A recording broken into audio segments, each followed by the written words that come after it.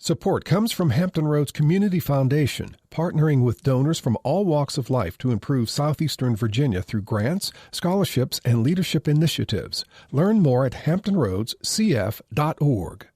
Support comes from Thomas Nelson Community College, now becoming Virginia Peninsula Community College, the first choice to start a bachelor's degree since tuition is one-third the cost of four-year schools. More at tncc.edu.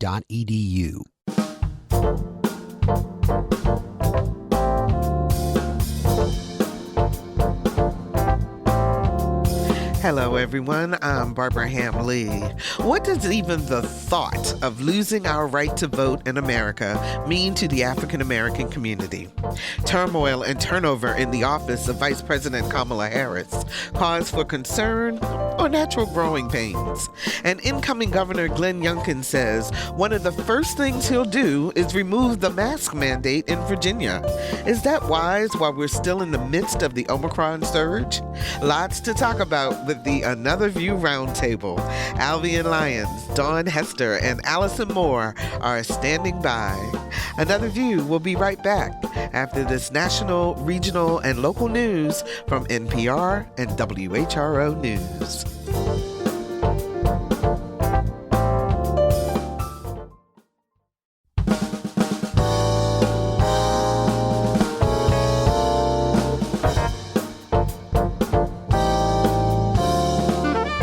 Discussing today's topics from an African-American perspective, this is Another View. Good afternoon, everyone, and welcome to Another View. I'm Barbara Ham-Lee. I am so excited because my ladies are back in the house and the round table is back with us. So we're going to be talking with them in just a moment, but wanted to remind you that the Urban League of Hampton Roads, its annual Martin Luther King Community Impact Awards and breakfast is virtual this year, and everyone is invited to attend. So you can go to ulhr.org,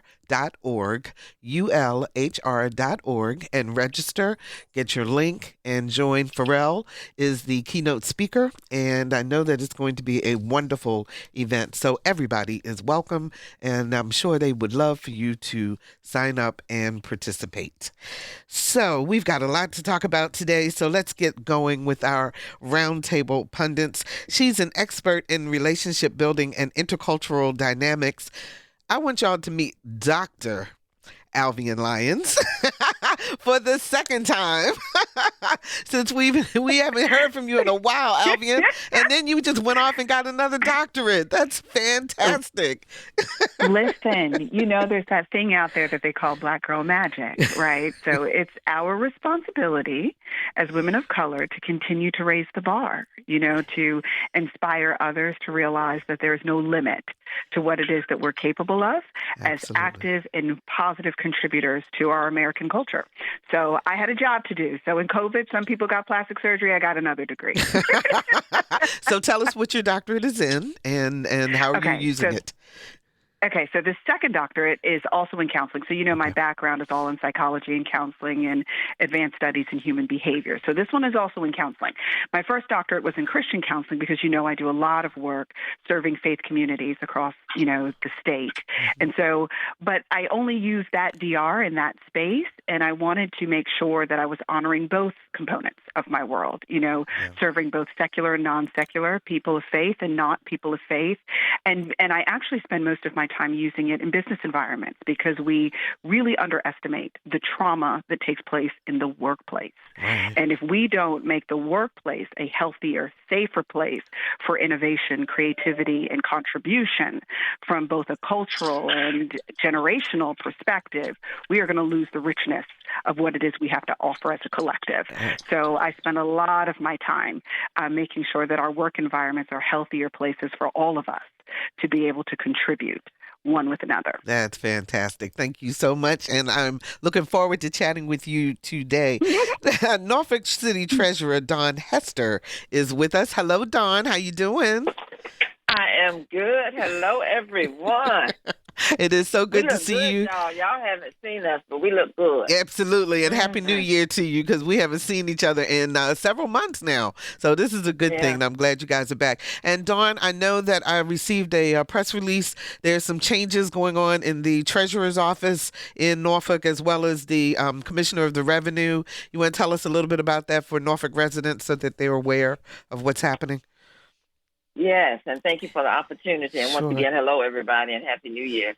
But yes, in the Treasurer's office, we have decided to close our offices on Monday, Wednesday, and Friday to the public. We will be open regular hours Tuesday and Thursday from 8:30 to 3:45, so you can come in on either side, get your DMV stuff done, or to pay your taxes on those days. We also have a drop box out front, and you can always pay online. And the reason for the closure is because of safety of our staff, safety of citizens, and just trying to make sure I can keep a staff healthy to come in here and be able to do the work. So we will still be responding to calls and emails and doing everything we're supposed to do. Okay. But I'm just, at this point, just trying to keep us safe. Okay. So the community can come into the office Tuesdays and Thursdays from 8 a.m. to 3:45. Otherwise, 8:30 to 3:45. Okay. Yeah. All righty. And then our final pundit today, she's a comedian. She's an entrepreneur. She's an actress in commercials that we see all the time now. Allison Moore. Hello, Allison. How you doing? Hey, y'all. Hey, Happy New Year. I'm doing fantastic. Yeah, people they see that Virginia Natural Gas commercial everywhere. And they think every time they go pay their bill that they paying me. You're not. But shout out to Virginia Natural Gas for letting me be a part of that. I'll also be soon on your TV on the Chartway commercial. So shout out to my new friends at Chartway Credit Union. And I'm excited about those commercials as well. Hey, Barbara. That's fantastic. And you also have a new podcast, I understand. Yes. Tell us about it. So I am the new podcast. Look, I've been lying about doing a podcast for like the last 3 years, and then I felt like the gig is up, girl. They don't want it coming soon. It's not working anymore. So like Dr. Lyons has said, I'm kind of passionate about the workplace and employees. You know, my background was in human resources before I got fired, but mind your business. Ain't got nothing to do with you. So the name of the podcast is More Laughing. You know, that's my brand anyway, More like my last name, but More Laughing at Work. You see what I did there? More Laughing at Work. So it's, created to make the workday a little bit better for our coworker friends and audience. And then the show entertains, inspires, and kind of shares some professional perspective. So it's giving some definite laughter, but it's also professional development. And then we're talking about some money, because that's why we go to work anyway. And for me, I did not have a healthy relationship with finances and money coming up. So just hoping to fill in the gaps and be a media space, an audio space that I wish I could have had as a growing professional working in corporate. Okay, and how do people find your podcast? Yeah. Well, thanks for asking. First of all, y'all, I just want to let the Another View family know that this is the official first time in place that I have even announced the podcast, because I was just kind of nervous and had some imposter syndrome stuff going on. And so we're on Spotify. Like, it's not even on my social media page yet, so I'm really excited. But you can find me on Spotify, because they're the ones that just told me it's up. And then soon it'll be on Apple and Google Play. So I got one episode up, and the name of the episode is I Hate My Job, respectfully. But it's, just talking to people like, we got to get better. If we hate the job, we're not being too productive. And, so anyway, we're going to get through that and love our jobs and be our best selves professionally. That's fantastic. Oh, I'm so excited for all of you ladies, because you guys have been keeping it going, even though we haven't had a chance to get together in quite a while. But there are a lot of things happening in our world, and I know you all have a lot to say about them. So let's get started. Both President Biden and oh, my goodness, I just lost our Zoom on my end. Oh, well, at any rate, you guys can hear me. President Joe Biden and Vice President Kamala Harris gave fiery speeches this week demanding that the Senate does its job and votes on the Freedom to Vote Act and the John Lewis Voting Rights Advancement Act. Now, our Lisa Godley spoke with Virginia Senator Tim Kaine this morning, and he explained things this way.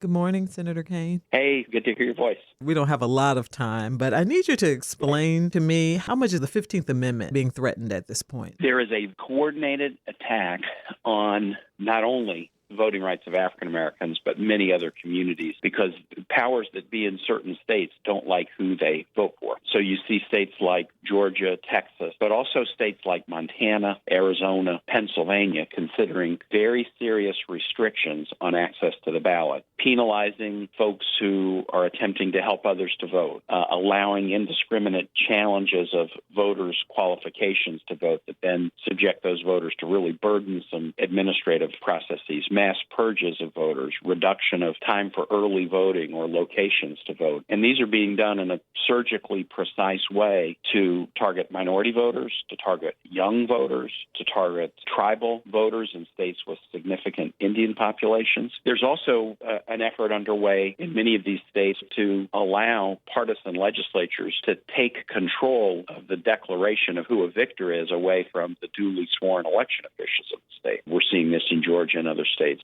Or to allow selective audits. We need to audit Fulton County, the Atlanta area in Georgia, but we're not going to audit rural Georgia or audit Philadelphia or audit Milwaukee or audit Phoenix, but not audit rural areas. And all of this is being driven by the big lie that President Trump preached for a long time about there's fraud, there's theft, and we have to respond. That big lie led to the violent attack on the Capitol.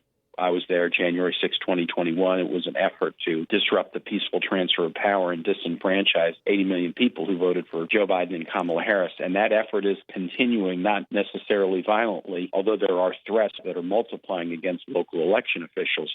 But the state legislatures that are trying to restrict access to the ballot are operating out of the same big lie that led to the violent attack on the Capitol. And that's why the battle in the Senate for voting rights right now is so important. And is there anything at all that the random voter can do at this point? In Virginia, the good news is both Senators, Mark Warner and I, are strongly supporting the voting rights legislation. It's the John Lewis Act and the Freedom to Vote Act. I have been one of the lead negotiators on the Freedom to Vote Act. But what it'll come down to, and it will be a high-stakes, very public debate. We'll likely enter into it today or tomorrow, and we'll be doing it over the weekend. We'll be doing it on Martin Luther King Day. At some point, when that debate is over, we'll be faced with, can we get the bill passed? We will either need Republicans to join us, or we will need to be willing to make an adjustment to the Senate rules to allow voting bills to pass by simple majority rather than use the filibuster 60-vote threshold to block legislation. I think we're going to cast within the next week the most important vote that I'll cast during my entire Senate career. How do you address the frustration? You have folks that have history.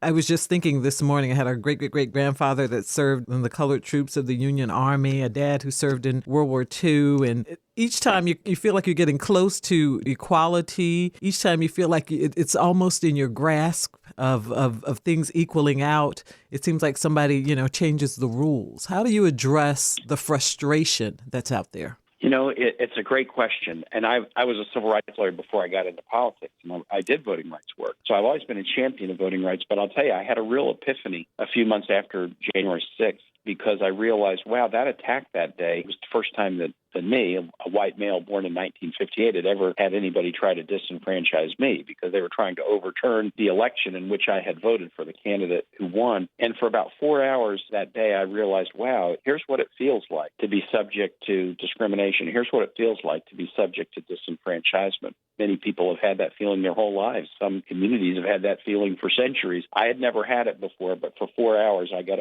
a brief glimpse into it. And that turned me from a person who thought voting rights was really important to a person who believes it's of absolute existential necessity. It's not only that you're being disenfranchised, it's the feeling that others want to push you aside and not count you and not listen to you. That feeling is on top of the actual disenfranchisement, and it's a horrible thing. Well, thank you. Thank you so much for your time today. I'm glad we could talk and look forward to talking again.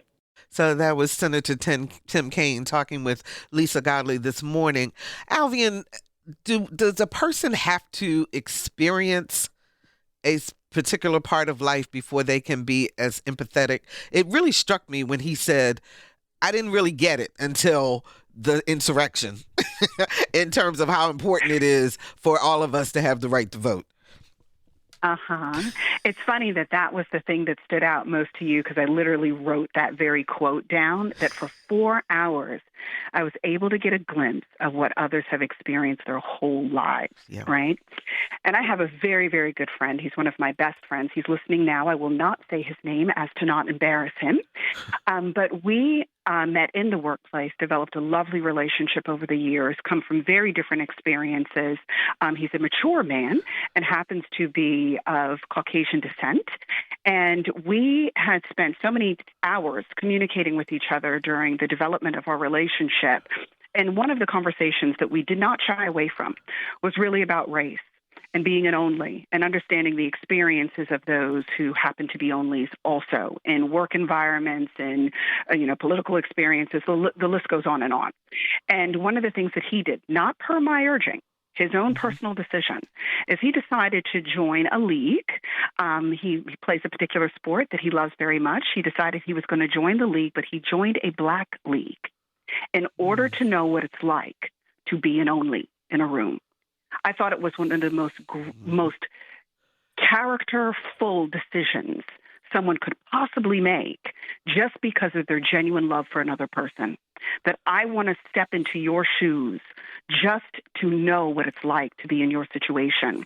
And I cannot begin to tell you how it changed forever, how I will always feel about him, how much I will love him as a human because of his willingness to make that decision that was not asked of him. And I say all of that to say that you experience the world very differently when you step into the shoes of other people who've been living inside of that experience. And realizing the complexity of those experiences, the strength, the love, the pain, the challenge, all of it, because it's not all bad, but what all of that represents, you see it differently. And I always tell people, you never understand what something is until you love someone who lives that other experience. And that's what I think was very valuable in terms of what Tim was saying, that for a minute he stepped inside of another experience and it changes the way you view it because you have to shift your lenses. And when you're inside of it, it's no longer cerebral. It is absolutely at the heart level, and that's where change happens. Change is not just about the facts, because what we see all the time in politics is you could have the right facts, but people still vote their feelings. Yeah. So sometimes the most important thing we can do is step inside of the feelings of someone else in order to understand why sometimes those feelings need to be the things that are driving our policy, that are driving our facts, that are driving our actions. Love somebody who's experienced that disenfranchisement, and you'll orient to it differently. But, Daun, do we have time to wait for the rest of the senators to step into the experience, so to speak, in terms of getting this Voting Rights Act passed? Because, to me, it is just almost unbelievable that we're even having a conversation about making sure that people have the right to continue to vote. That's the fundamental part of democracy. That is the fundamental part of democracy as it was drawn for people who weren't minorities, Black, Indian.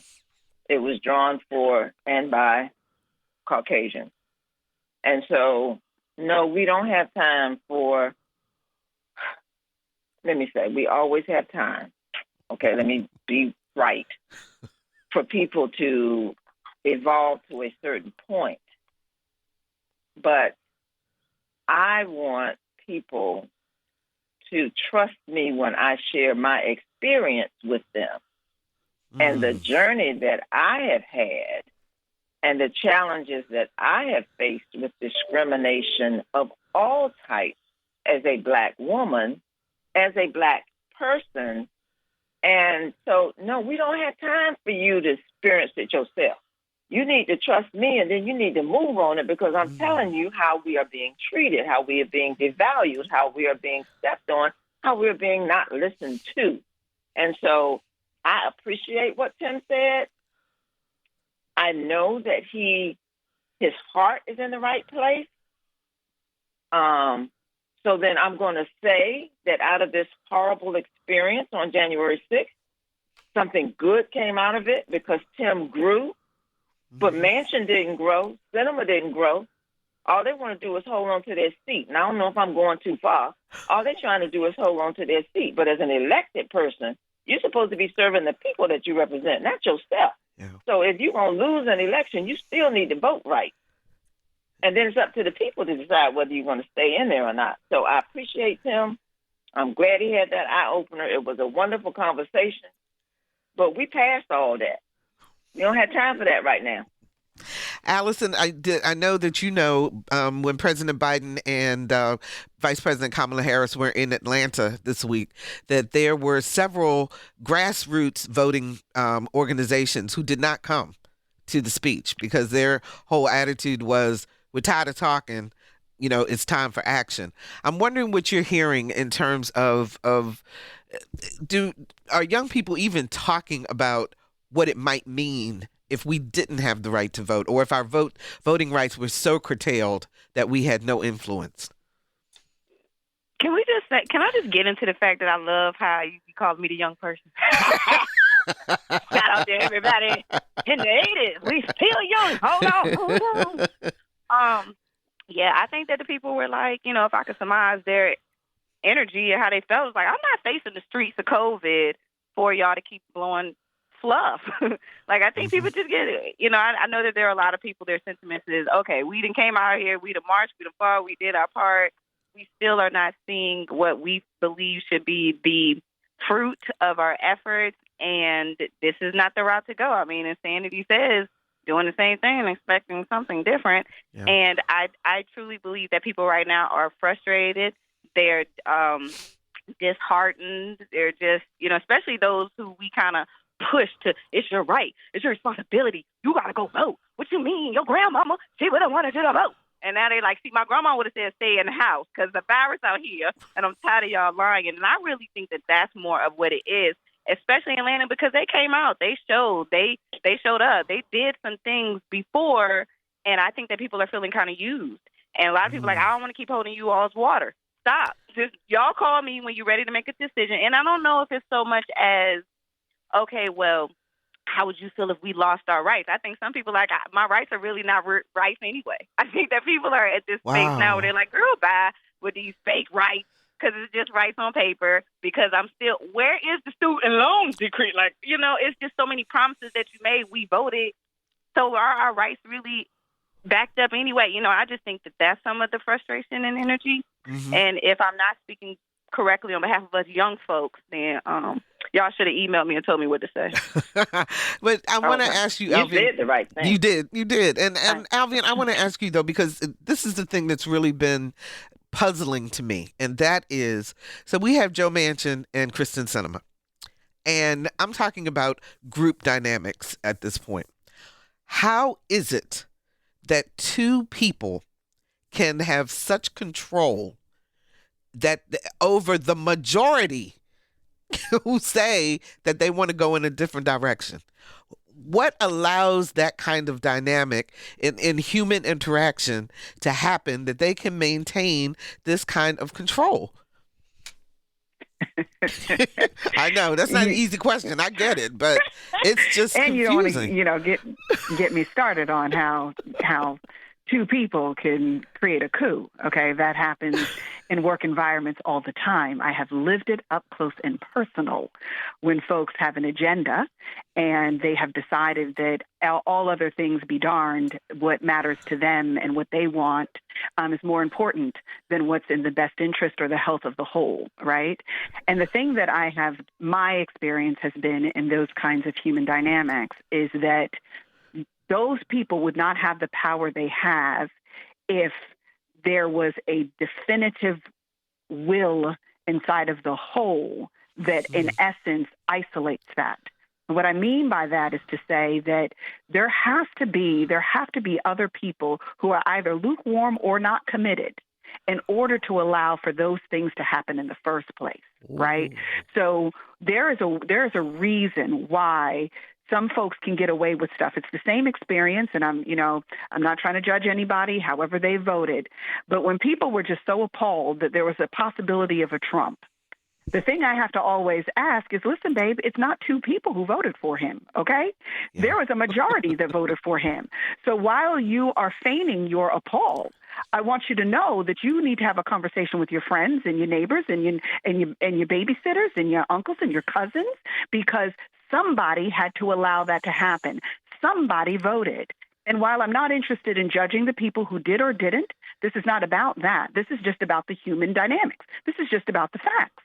So two people can't hold up everything if there's not enough will that allows for those two people to hold up everything. So we need to be honest about the fact that there's not enough pressure in the right directions in order to ensure particular outcomes. There are too many people who are comfortable with being lukewarm. And if you're serious about something, you either lean into it and you own it, good, bad, or indifferent. You're principled enough to own the position that you're taking. And I don't think we have enough people who are 100% in, and we have too many people who are more interested in the convenience of keeping their seat, the benefit of their personal seat, than they are in doing what's right. And doing what's right is almost never doing what's easy. If you're just joining us, we're talking about current events with the Another View Roundtable, relationship expert Dr. Alvean Lyons, Norfolk City Treasurer Daun Hester, and comedian, entrepreneur, and actress Allison Moore. 440-2665 or 1-800-940-2240 are the numbers to call to join our conversation. And let's go talk to Richard in Newport News. Hi, Richard. You're on the air. Good afternoon. Always enjoy the program. Thank you. I'm catching this halfway through. But as far as elections go, I want voter ID. I want somebody to demonstrate this is who they are. I don't know if y'all covered that. And the second point, when it comes to contesting elections, that's not a Republican or Democrat issue. Stacey Abrams says, I think she still contests that she lost the governor election in Georgia. Various elections are charged or claims made of fraud or whatnot. I hated what happened in January. It's horrible. But I don't think this is a left versus right. I think what is the right thing is what we're all trying to get to. And for me, the simplest is ID. The integrity of the election. Get an ID like you need for everything else, from an airplane to, buying a house, job. Okay, let's let the roundtable respond to you. Thanks. Dawn, you want to take that one? Well, I'll start off. And Richard, thank you for calling. I don't have a problem with having an ID either.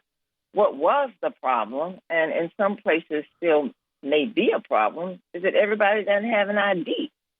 So you have to be able to get an ID. And unless you were in a state like ours that made sure that all voters, all residents had an ID at no cost to them so that they could show something when they went to the ballot box to vote, then that made a difference.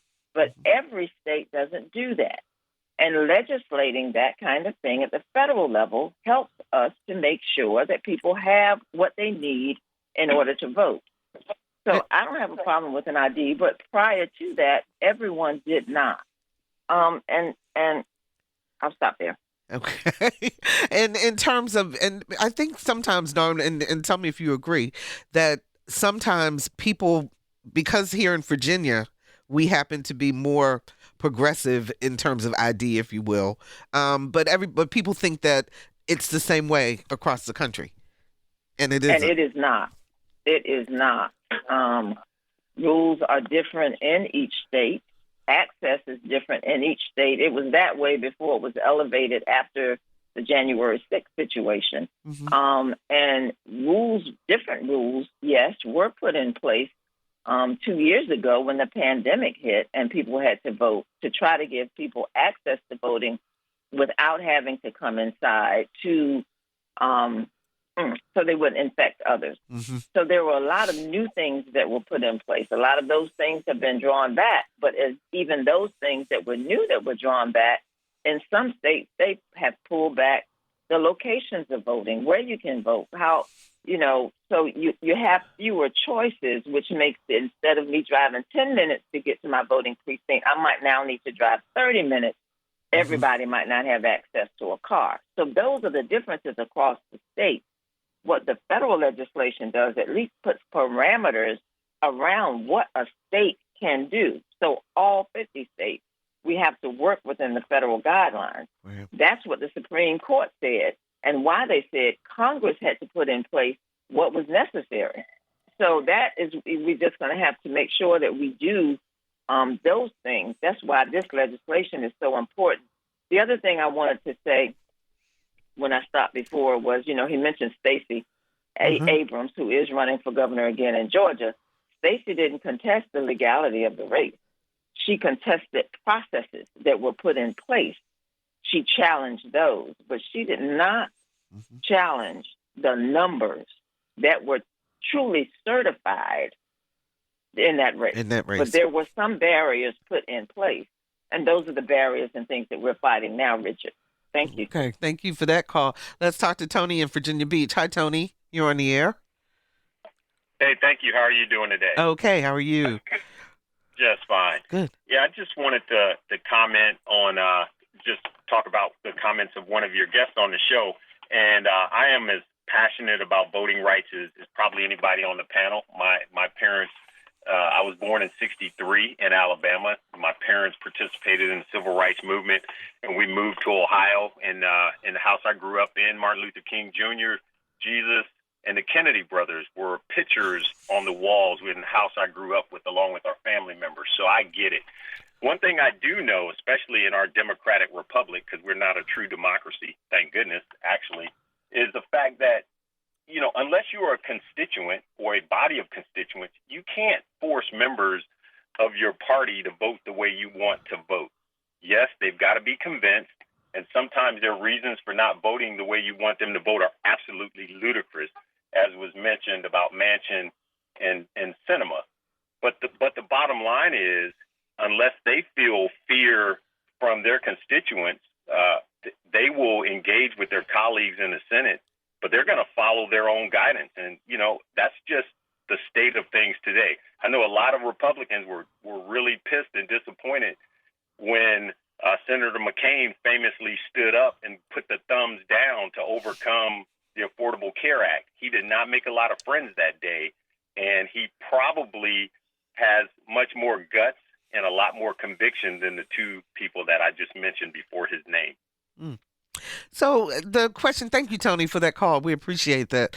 The question of the voters in West Virginia, let's take Manchin's voters, for example. It is just baffling to me that he would be so against things that would help a state that really has a lot of financial problems, that has a lot of education problems, that has all of the things that this might help.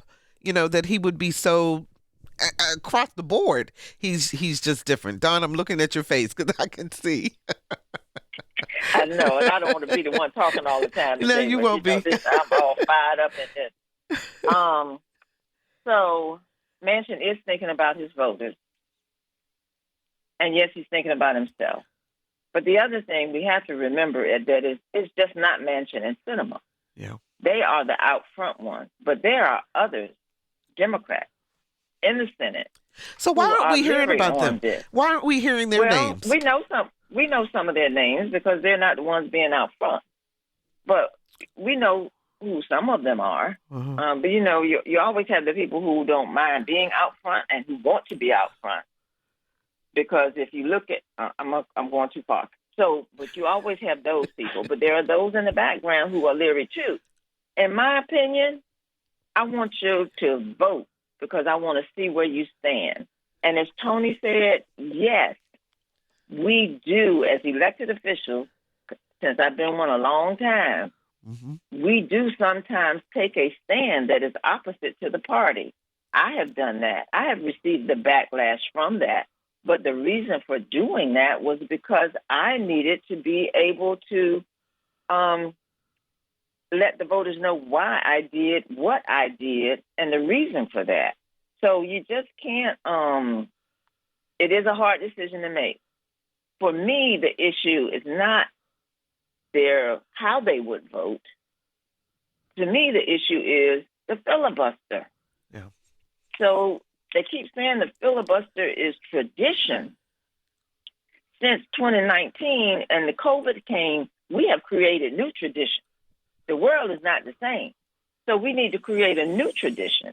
And the other piece of that is we need to do what we have to do now in order to save the democracy, because this right now is about democracy. It's not about black people. It's about democracy. Yeah. Because my question to the voters is, to the listeners is, I always talk to the voters, but to the listeners is, what are we going to do if we don't have this democracy? And come November, when we have the next election, are we going to go down to the Capitol and fight? Are we going to go to Arizona and fight? Are we going to go to Texas and fight and stand up with Texans and Arizonians and Georgians for all these rules that are going to be violated, that are being violated now? Are we going to do that? Am I willing to go to jail like Martin did? I have to make that decision now. We all need to make that decision. So what you going to do? So that's what we need to be talking about. Excuse me. Allison, do people care? Do they care when you talk about the filibuster? You talk about, what happened on the 6th and so forth. If you're not a political junkie, if you will, do you really care? Yeah, but I think that, yes, people do care, but it's a different level in understanding. Some people don't recognize that the impact that I have or what I'm dealing with right now is because of what's going on in the White House or what's going on at the Senate level. You know what I mean? Like, we care. People care. I care. Then I also got to figure out how I'm going to manage these food stamps. So it just depends on who you're talking to and their understanding. It's just like I'm trying to really do a lot of work in financial literacy for myself, financial education. I don't have anything close to what I feel like I should have had in regards to, it's not a competency level. I just don't understand. So the more that I get understanding and enlightenment, the more that I feel like I trust the people who are talking to me, then it will change my behaviors and my level of engagement. But the design and the setup is for many people to not understand. It's not an easy thing. People, the access, the information is not pushed to some of us the way that it is for others. It's not something that's discussed at the dinner table, and it's become common. And so then, therefore, people, you don't get it. And when you don't get it, you just like, okay, whatever. Well, y'all tell me when you're ready for me to get it. And I don't know if that's always the right disposition to have, but that is how a lot of people have to live, because they have so many other parts of life that they got to deal with every day. Okay. Alvean, I'm going to give you the last word on this topic because we'll be moving on to our next topic. But, it kind of shocked me, but it does totally make sense now when I hear it, particularly you and Daun talking about how there are others who are not as enthusiastic about changes that need to be made, but that Sinema and Manchin and others are the front folks for that. Yeah. So the thing that, and I it's one of those realities, everything has to have some momentum behind it. And sometimes there are also things that are barriers in front of it, right? And if the momentum behind something is strong enough, then the barrier in front of it will not matter, right? So keeping those things in mind is important. The one thing I want to say just very quickly about what Allison said is that we now live in a society that is so me-centered with the advent of social media and selfies, and everything is about me. How many likes do I get? How much attention do I have? It's much more challenging for this generation in particular to recognize the value of something that has delayed gratification and delayed impact, where in previous generations, it was the crock pot. It was slow and it was intentional and it was thoughtful. And as a result, it was well prepared when it was done. But when you live in a microwave generation, if you can't feel it right now, if it's not hot, fast, and poorly prepared, you don't even understand what this thing really is. Okay.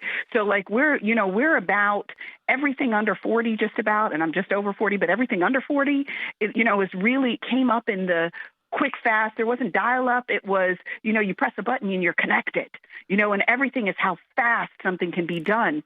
And the thing about politics is it's one of the slowest moving things on the face of the earth. And if you don't learn endurance and you don't understand patience, then politics will never be something that you're truly invested in. And that is a generational difference in a lot of the ways that we as Americans are operating. Which is why we have to keep bringing in new voices and new folks into the political process. Let's see, we got Bob on the phone from Virginia Beach. Bob, you're on the air.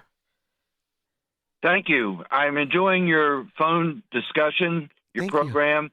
And I have one question that applies to everyone who wants to vote. what should the rules be for everyone to be able to vote? Thank you, and I'll take your answer off the air. Okay, thank you, Bob, for the call. Anybody want to tackle that?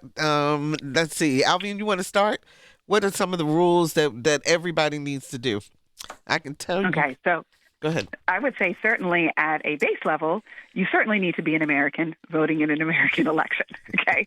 And whether, and that is rights that are endowed therein, so that is not to suggest, because I am, as you know, a child of immigrants, so one of my parents can vote and one of my parents can't.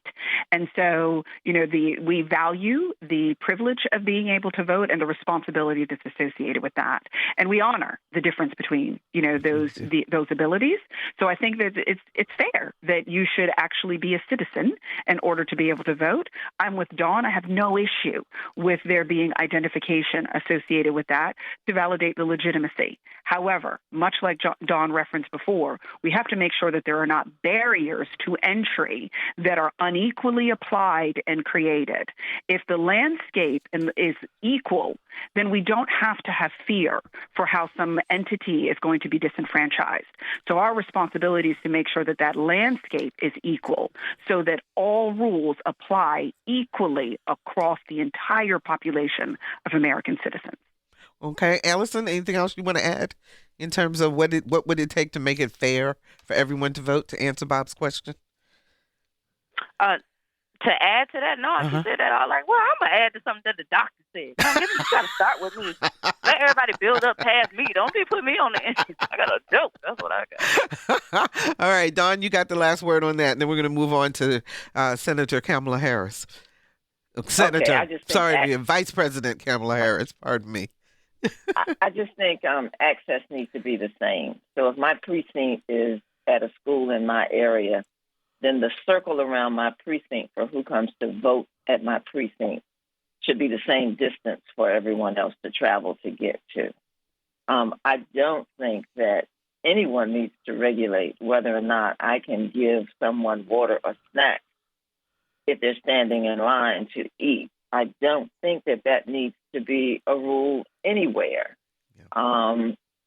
So I just don't think it is necessary. I think that creates, when a district or a city, locality, state is putting barriers in place.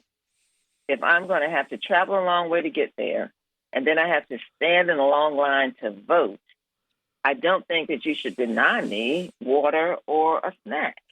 And you put it in your state rules. I think that is a true barrier that someone is trying to put in place. Mm-hmm.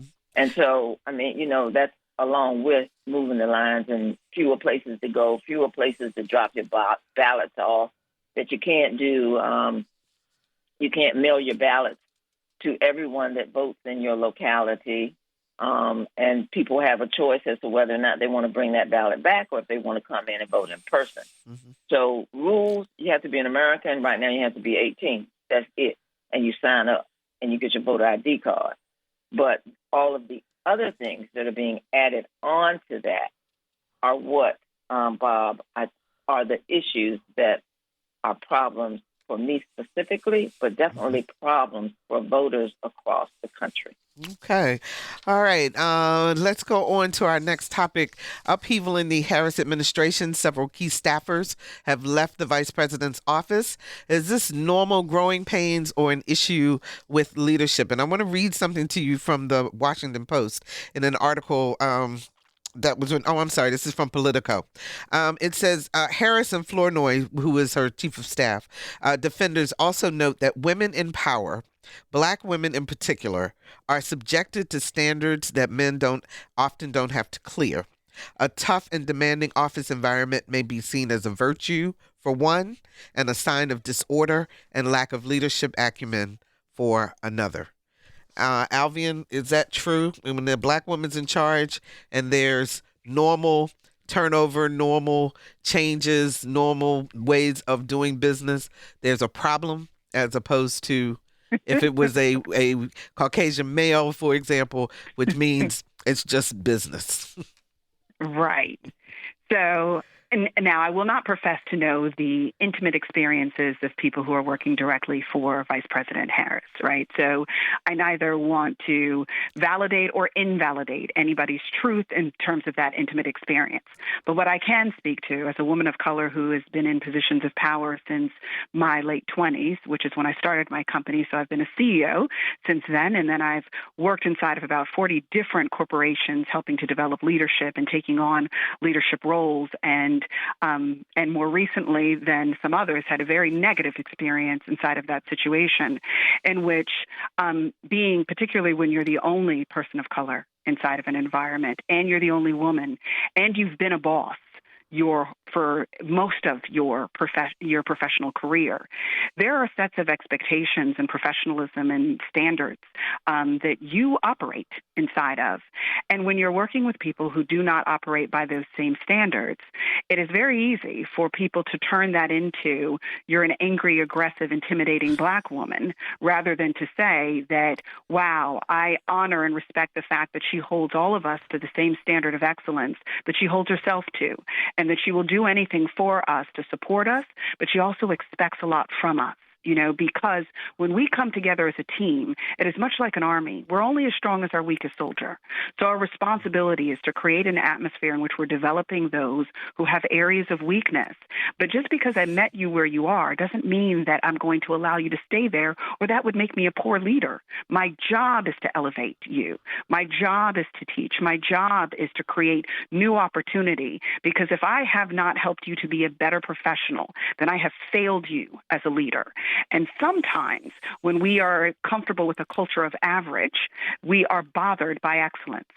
And as a woman of color, one of the things that we discover in the most harsh ways sometimes is that excellence isn't an option for us, because we're already female, and then we have a year-round tan. Let me tell you, it matters how we conduct ourselves. And so that pressure that we tend to both internalize and experience externally can be seen and experienced in the way that we lead. So if people misinterpret that, they can turn that into something that it absolutely is not. It's really about the fact that we understand the power and the responsibility of leadership, and we do everything we can to help bring people up with us. So I could go on for a whole show and then some about what it's like being a woman of color in a position of leadership. But Allison, so from the workplace perspective, then can a Black woman who is in charge, who takes on the reputation of being the B word, can they overcome that? Can it change? Do you have to get rid of everybody and start over? What are some of the things that you can do?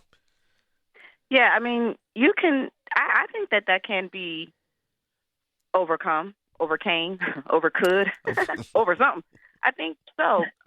It comes now. It might be a slow situation, but in your individuals, I mean, after a while, before when I worked in manufacturing, I fired people for a living. And I can tell you now, if I fire 50 people, I can see all of them in Walmart and not have an issue and be afraid, because I handled each of them individually with respect and dignity. Now, it might have taken a long time, because when I first got there, I was the only one that looked like me that was out of college. And there was like, who is she? She thinks she's all of that. So it took me about 5 or 6 years to develop the reputation that, oh, man, she's actually one of the better people. So, yes, now it's not necessarily fair that you got to walk into a situation where they already assume that you have some agenda, or you're not as capable, or you have a chip on your shoulder or whatever, but it is a part of life. Now, with this situation with our vice president, I'm not really confident or ready to say that people are leaving her as much as maybe a lot of people are leaving the whole setup, because some decisions she can't make whether she wants to or not. And some people that put these really serious careers under her leadership are like, yeah, this is not really working for me. And it's not I'm not necessarily leaving you, Vice President Harris, but it's the whole setup. And I think we see that just as they are not delivering on their promises. And so then, therefore, I can only imagine that when I signed the offer letter and you were like, girl, you going to get this, you're going to have this many days off. This is going to be so good for your career that a year later it's like, okay, yeah, I'm out. I mean, even when Trump was in there, a lot of people left up under him in the beginning, because people realized like, ooh, this is a little different than what y'all told me it was going to be. And I think that there are two different issues at play here. Black women do have a harder time trying to be wonderful leaders. They are not always given the same resources as others to be successful. But in this particular case, I think it might just be some weirdness going on in the White House. And people are like, yeah, by the way, y'all not about to keep stressing me out. Gotcha. Daun, what do you think? Because, I mean, you've been in this situation, and from a political perspective, I know women get painted already, as Allison said. You already walk in the door with the deficit. No, I don't. You might have a deficit, but I don't walk in with a deficit. And so don't put that label on me.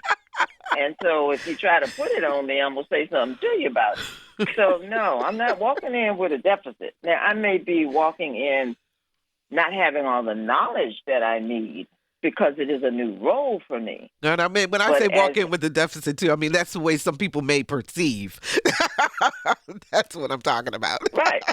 But that's on them. Yeah. And so I'm trying to have a teachable moment right now for women who are listening. Mm-hmm. You walking in with your journey, so you know you're ready for it or you wouldn't apply to get there.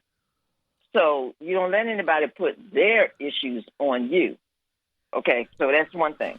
But I wanted to say about our vice president, who I just think is doing the best job that she can because she's learning how to be a vice president. We've never had a woman to learn how to be a vice president. She happens to be a black woman who's learning how to be a vice president. And learning how to be a vice president means you learn how to be the president. So there's a lot of learning that's taking place in her space and time. We wanted her to be the one who was going to come out and speak and say all these things. That's not her role as a vice president. No other vice president has done that unless they were given that mantle from the president to be the speaker for a certain thing. So I think that No, well, I was going to say, do you think that the pressure, because she could walk into and become the next president, even before the next election, and we hope not, but that's always a possibility. Is that additional pressure on her in terms of what she feels she has to do in order to make the office work? Making the office work, in my opinion, means putting the right people around you that you know, that you trust, and you value their opinion, and who will push back on to you if they feel that you're moving in a wrong direction and can explain that to you. Every leader should want that around them. Mm-hmm. We didn't hear any issues about her when she was Senator Harris, and she had a team around her then. We didn't hear about people leaving, but yes, this is a different role. Some of the people that she brought in on her team were people that had been a part of the campaign as well. So like Simone leaving, that was for personal reasons. And now she's an MSNBC. Yeah, she went to MSNBC. She made a move. And so that's a good thing for Simone. So I don't see where that is a problem. Yeah. So I think we're making too much of an issue. She's been in an office 1 year.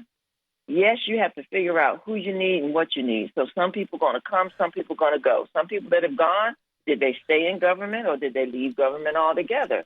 So you have to find your niche. You have to find what you need. And so I think putting it all on the vice president is a problem. It's unfair. But I think it is also, y'all, okay, I know we got to get off. But yep. I think it's also the perception that we always have to do everything right. You know what, Daun? Other people don't always have to do everything right. Exactly. We just got to get it done. And that's got to be the last word, because I can't believe we are out of time. This hour has gone by so quickly. Absolutely. Thank you, Roundtable, so much for being with me today. I so appreciate you guys. And thank you, audience, for the privilege of your company this afternoon. Our esteemed Another View audience, we've had a great conversation. So be sure to go to anotherviewradio.org and download the podcast podcast if you'd like to listen again. Next week on Another View, the issue of human trafficking and its impact on the Black community. Our theme music is an original composition created especially for Another View by Jay Sennett. Lisa Godley is our show producer. Todd Washburn is our audio engineer, and Dr. Barry Graham answered our phones. The Omicron variant of COVID-19 is spreading fast. Get vaccinated, get your booster shot, wear your mask, stay 6 feet apart, and let's all do what we can to stay safe. I'm Barbara Hamley, and I look forward to being with you again next Thursday at noon for Another View.